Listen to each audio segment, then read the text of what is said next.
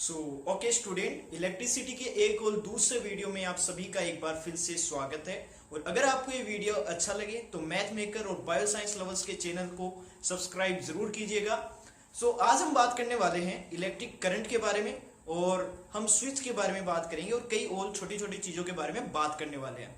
सबसे पहले अगर हम बात करें इलेक्ट्रिक करंट क्या होता है, कोई भी कंडक्टर होता है, हमें पता है कि जो कंडक्टर्स कौन से होते हैं जो इलेक्ट्रिसिटी को इलेक्ट्रिक करंट को अपने अंदर से गुजरने देते हैं, वो होते हैं कंडक्टर। उनके अंदर से इलेक्ट्रिक करंट पास हो सकता है। अपने पास आपको इलेक्ट्रिसिटी उनके अंदर से पास होती है। इलेक्ट्रिसिटी होती क्या है इसके बारे में हमने देखा था। तो electricity is nothing, current is nothing, it is the flow of charge. किसी भी कंडक्टर के अंदर से जब चार्ज फ्लो होंगे, जब चार्ज का उसके अंदर मूवमेंट होगा तो वो उसमें एक इलेक्ट्रिक करंट जनरेट करेगा। यहाँ पे आप अपनी स्क्रीन पे I = Q/T देख सकते हैं। इसका मतलब क्या होता है कि करंट = Q/T। इसका मतलब अमाउंट ऑफ चार्ज, Q का मतलब क्या है, चार्ज, अपॉन में time, T is a given time, यानी जितने टाइम में, एक गिवन टाइम में कितना उसके अंदर से चार्ज फ्लो कर रहा है उसे हम कहते हैं करंट।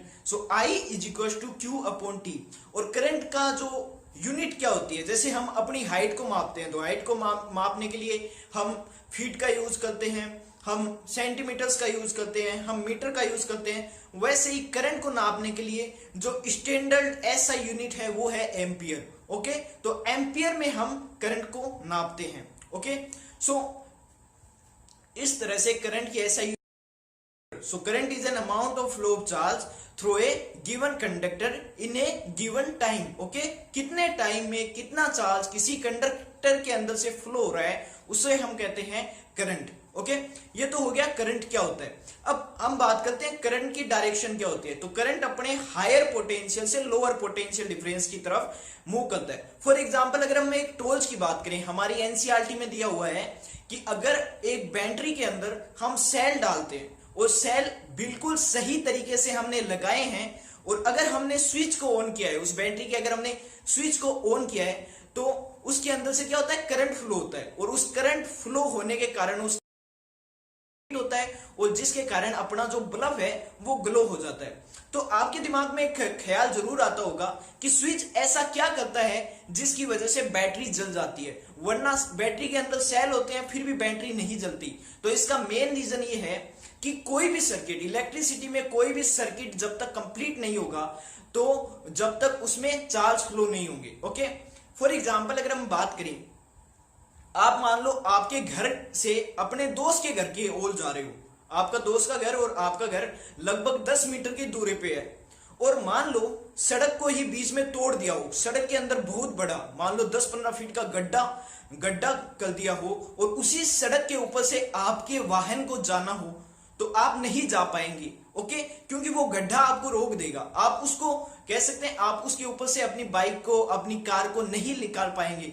इसी तरह से स्विच काम करता है। स्विच क्या करता है, स्विच उसको इलेक्ट्रिक जो कह सकते हैं पूरा सर्किट होता है, उस सर्किट को तोड़ देता है, सर्किट को ब्रेक कर देता है। तो जिसके कारण क्या होता है, करंट है ना, करंट फ्लो नहीं कर पाता उस सर्किट में से, और जिसके कारण वो पूरी तरह कह सकते हैं कि बल्ब नहीं जल पाता। तो स्विच का ये काम करता है। स्विच क्या करता है, सर्किट को इनकम्प्लीट कर देता है, और जैसे ही हमने स्विच को दबाया तो क्या होता है, सर्किट कंप्लीट हो जाता है और उसके अंदर से करंट फ्लो होता है। तो ये होता है सर्किट का, स्विच का काम। तो switch make an electrical conduction between the higher and lower potential.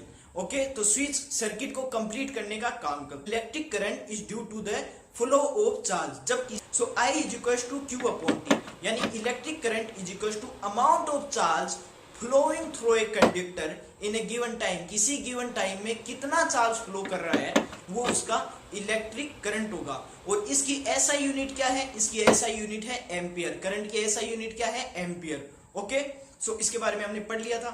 अब एक बात हम डिस्कस करेंगे कि जो करंट होता है, करंट अपना जो पॉजिटिव टर्मिनल होता है बैटरी का, उससे नेगेटिव टर्मिनल की तरफ फ्लो करता है। ओके, एनोड से कैथोड की तरफ करंट ट्रांसफर होता है, यानी फ्लो करता है। और इलेक्ट्रॉन की डायरेक्शन क्या होती है, इलेक्ट्रॉन कैथोड से एनोड की तरफ ट्रांसफर करते हैं। अब ऐसा क्यों होता है, ऐसा इसलिए होता है, करंट और इलेक्ट्रॉन की डायरेक्शन बिल्कुल अपोजिट होती है, ये आपको ध्यान में रखना है। यानी करंट अगर बैटरी के पॉजिटिव टर्मिनल से नेगेटिव टर्मिनल की तरफ जा रहा है तो इलेक्ट्रॉन बैटरी के नेगेटिव टर्मिनल से पॉजिटिव टर्मिनल की तरफ मूव करते हैं, जो आप देख सकते हैं। ओके, तो दोनों की डायरेक्शन अपोजिट होती है। क्यों होती है? क्योंकि हमें पता है एनोड पे कौन सा चार्ज होता है, एनोड पे पॉजिटिव चार्ज होता है और कैथोड पे नेगेटिव चार्ज होता है। अब आप बताओ, इलेक्ट्रॉन के पास नेगेटिव चार्ज है तो इलेक्ट्रॉन कहां से कहां मूव करेगा? इलेक्ट्रॉन नेगेटिव पॉजिटिव चार्ज उसको अट्रैक्ट करेगा, तो वो नेगेटिव कह सकते हैं कैथोड से एनोड की तरफ जाएगा। ओके, सो इलेक्ट्रॉन नेगेटिव चार्ज है इसलिए वो कैथोड से एनोड की तरफ जाएगा। इसलिए इलेक्ट्रॉन की जो मूवमेंट होती है वो करंट के बिल्कुल अपोजिट होती है, लेकिन जो प्रोटॉन की मूवमेंट होती है वो कह सकते हैं कि करंट की डायरेक्शन में ही होती है। और करंट की मूवमेंट कहां से होती है? हायर पोटेंशियल से लोअर पोटेंशियल, यानी कि बैटरी के पॉजिटिव टर्मिनल से बैटरी के नेगेटिव टर्मिनल की तरफ। तो ये बात आपको ध्यान में रखनी है कि इलेक्ट्रॉन की मूवमेंट करंट की मूवमेंट से बिल्कुल अपोजिट हो रही है। फॉर एग्जाम्पल, अगर हम एक उदाहरण से समझें तो मान लो आपका दोस्त आपके घर से अपने घर की तरफ जा रहा है। ओके, आपके घर से अपने घर की तरफ जा रहा है और अगर आप उसके घर से आपकी घर की तरफ आ रहे हैं, यानी आप दोनों एंटी पैरेलल चल रहे हैं, उसी तरह से क्या होता है, इलेक्ट्रॉन और करंट चलता है। इलेक्ट्रॉन तो जा रहा है कहां से? बैटरी के नेगेटिव टर्मिनल से पॉजिटिव टर्मिनल की तरफ। और करंट कहां पे जा रहा है? करंट बैटरी के पॉजिटिव टर्मिनल से नेगेटिव टर्मिनल की ओर जा रहा है। तो ये बात आपको ध्यान में रखनी है। ओके।